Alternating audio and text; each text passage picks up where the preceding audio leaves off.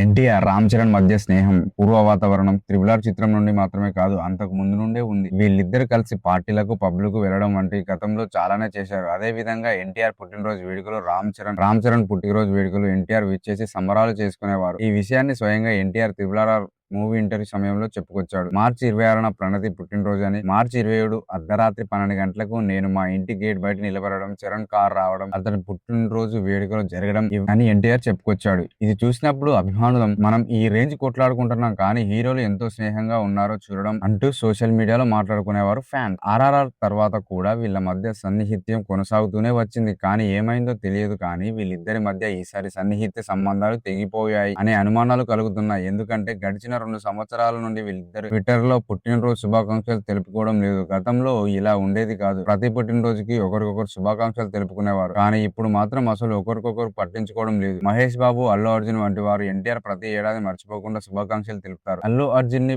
ఆయన ప్రేమగా బావా అని పిలుస్తాడు. అల్లు అర్జున్ కూడా ఎన్టీఆర్ ని బామ్మర్ది లాగే ట్రీట్ చేస్తాడు. నేడు కూడా ఎన్టీఆర్ పుట్టినరోజు సందర్భంగా అల్లు అర్జున్ శుభాకాంక్షలు తెలిపారు. మహేష్ బాబు, పవన్ కళ్యాణ్ వంటి వారు కూడా శుభాకాంక్షలు తెలిపారు. కానీ రామ్ చరణ్ నుండి మాత్రం ఎలాంటి శుభాకాంక్షలు రాలేదు. ఇక్కడే అభిమానులకు అనుమానాలు రావడం మొదలయ్యాయి. వీళ్ళిద్దరి మధ్య ఏదైనా ఈగో క్లాష్ జరిగిందా? అసలు ఎందుకు ఇలా ఉంటున్నారు? సోషల్ మీడియాలో ఎలాగో వీళ్ళు శుభాకాంక్షలు చెప్పుకోవడం లేదు. కనీసం వ్యక్తిగతంగా అయినా చెప్పుకుంటున్నారా? అన్నదమ్ముల్లా కలిసి ఉండే వీళ్ళిద్దరు మాస్ హీరోలు ఇలా ఉండడాన్ని అభిమానులు అసలు తీసుకోలేకపోతున్నారు. ఇలాంటి ఇన్ఫర్మేషన్ కోసం మన ఛానల్ సబ్స్క్రైబ్ చేయండి. మీకు కనుక ఇన్ఫర్మేషన్ వస్తే లైక్ చేయండి. Thank you for watching this video.